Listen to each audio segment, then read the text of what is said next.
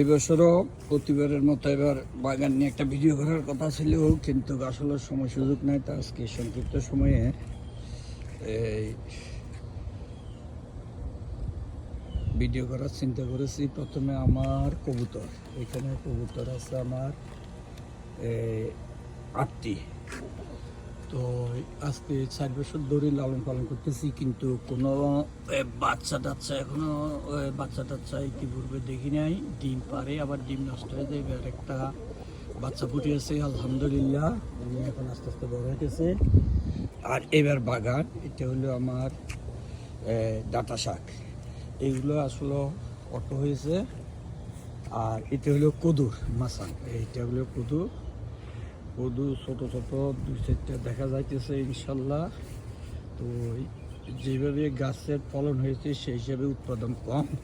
তারপর তো আশা করি ইনশাল্লাহ ভবিষ্যতে কদু অনেক ধরবে, নামবে ইনশাল্লাহ। আর এইখানে আছে ছোট ছোট এই যে 2টা মরিচ গাছ, এগুলো টপে। শিম গাছ, এইখানে কিছু টমেটো গাছ, কিছু চিচিঙ্গা গাছ, যে একটা টমেটো গাছ, এইখানে শিমের গাছ, মরিচ, এগুলো হলো মরিচ, এগুলো আমরা বলি বোম্বাই মরিচ। আর এইগুলো হলো একটা পেঁপে চারা টবের মধ্যে খুব আনন্দ করে লাগাইছে, দেখা যাক কি গাছ। এটা ছোট মরিচ গাছ, এখনো বড় হয় নাই। টমেটো গাছ, এখানে মিক্স লাউ গাছ, শশা গাছ, ঝিঙ্গা গাছ, চিচিঙ্গা গাছ। চিচিঙ্গার 2-1টা ধরতেছে, আজকে কিছু তুলেছি।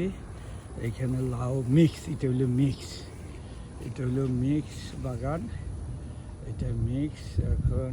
আর এটাও মিক্স। এইখানে লোবিয়া, তারপর ছোট শিম, তারপর কদু গাছ একটা, আর চিচিঙ্গা, ঝিঙ্গা, সব কিছু মোটামুটি। এইখানে একটা ছোট মাছাং, এই মাছাং হইল এই লাউ, আবার লাউ, এই মাছাং লাউ, এই যে লাউ লম্বা হয়েছে কুচিঘর। আর এখানে শশার ইনশাল্লাহ এবার ফলন খুব ভালো। শশা অনেক তোলা হয়েছে, এখনো অনেক ঝুলতেছে, কি করব। এই যে লাউ দেখা যাইতেছে। আর এইখানে আছে শশা, মোটামুটি শশা।